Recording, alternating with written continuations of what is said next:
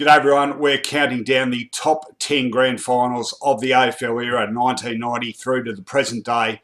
And coming in at number 3, perhaps not that surprisingly, is a major slice of football history.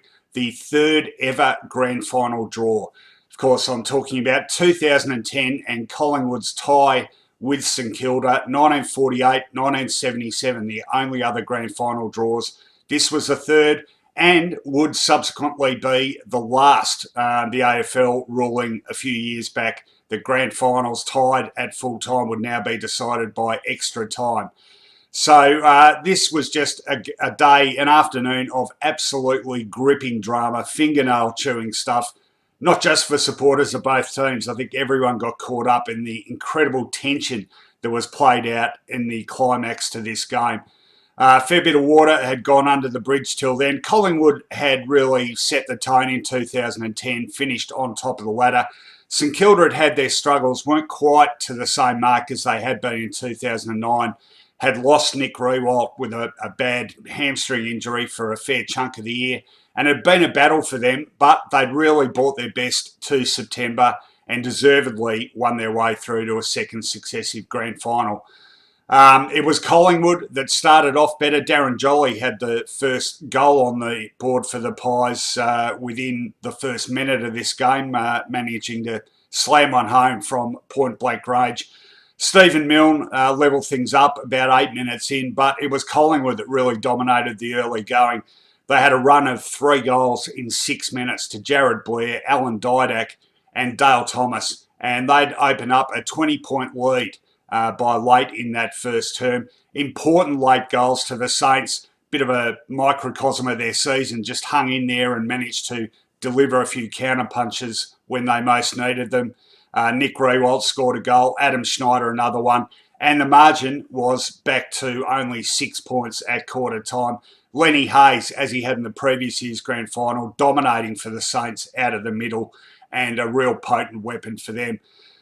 Things didn't get better for the Saints, so Collingwood absolutely dominated the second term in terms of general play. In fact, 21-5 inside 50s for the quarter. In fact, St Kilda really struggled to get the ball anywhere near their forward line. So complete was Collingwood's dominance of the midfield region of the ground. Their problem, though, was converting chances.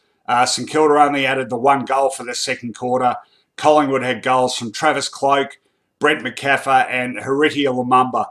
The gap went out to 4 goals. The key, though, is that it probably should have been considerably more. The Pies did blow a number of chances. Travis Cloke, in particular, guilty of a couple of bad misses right on half-time, which probably would have made the game out of St Kilda's reach, even at that stage. And it almost proved a fatal error for the Pies, because after half-time, St Kilda came charging back into this contest. They started to dominate the middle of the ground. Brendan Goddard really had a huge second half, and he began to exert his influence along with Lenny Hayes. And Riewoldt was firing plenty of shots up forward. He brought them closer, and they added another 2 in the space of 5 minutes, one to Goddard, another to Sam Gilbert, who'd crept forward. And all of a sudden, late in that third term, St Kilda had got within 7 points.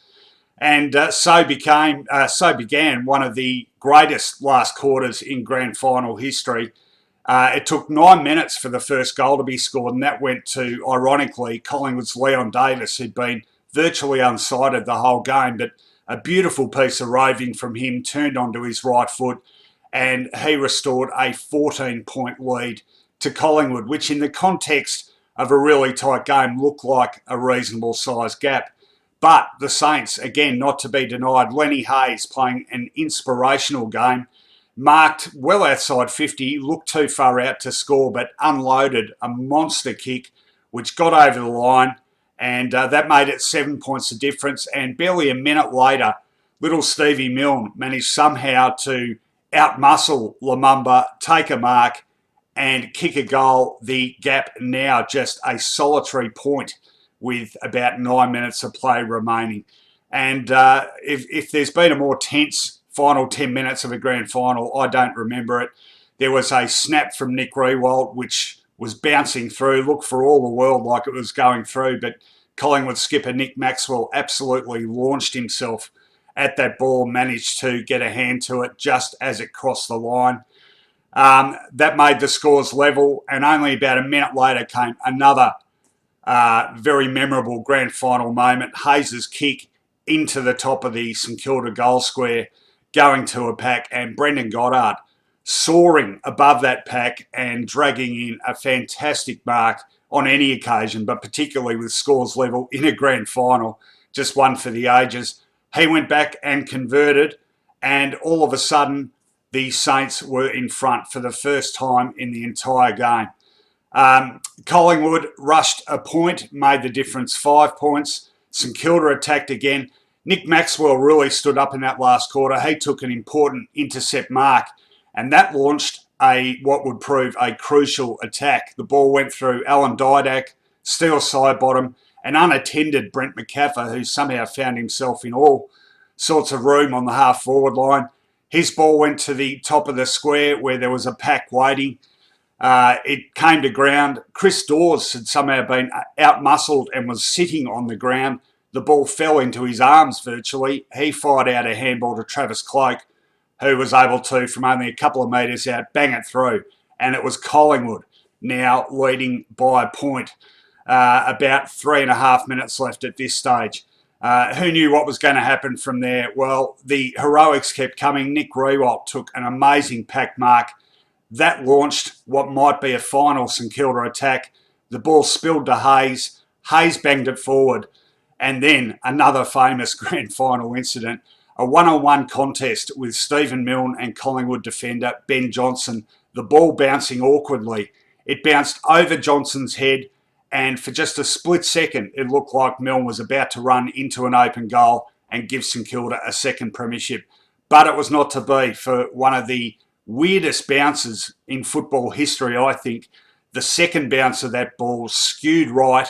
Milne couldn't get his hands on it. It went through for a rush behind, and scores were now level with 91 seconds on the clock.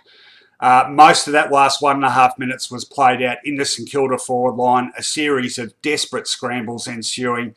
And finally the siren rang and we were back next week. An incredible finish, an incredible game. Of course, the replay, a bit of an anticlimax in the end. Collingwood smashed the Saints by 56 points. Heartbreak again for the Saints. 2 premierships, arguably one lost with a toe poke and one now lost with a bizarre bounce of the footy. That was it for the Saints, really. They haven't been back to the big stage since then. Collingwood's last flag, obviously. They've had a couple of near misses since and their own share of heartbreak. Let's have a look at the details. Neck and neck this game, and 2 goals to the Pies in that last term, 3 coming to the Saints, and scores inseparable at the finish. 2 goals to Travis Cloke. He was the Pies' only multiple goal kicker. 2 goals each for the Saints to Goddard, Riewoldt and Milne. Lenny Hayes won the first of what would be 2 Norm Smith medals awarded in 2010. Goddard terrific for the Saints. Fisher, Gwilt and Schneider also good. And for the Pies, Daisy Thomas, very good midfield all day. Heath Shaw, terrific in defence. And first season player, Steele Sidebottom. He was a great midfield presence for the Pies as well. Well, there you have it. That's number 3 on my top 10 AFL Grand Finals list. I'll see you back here shortly for number 2.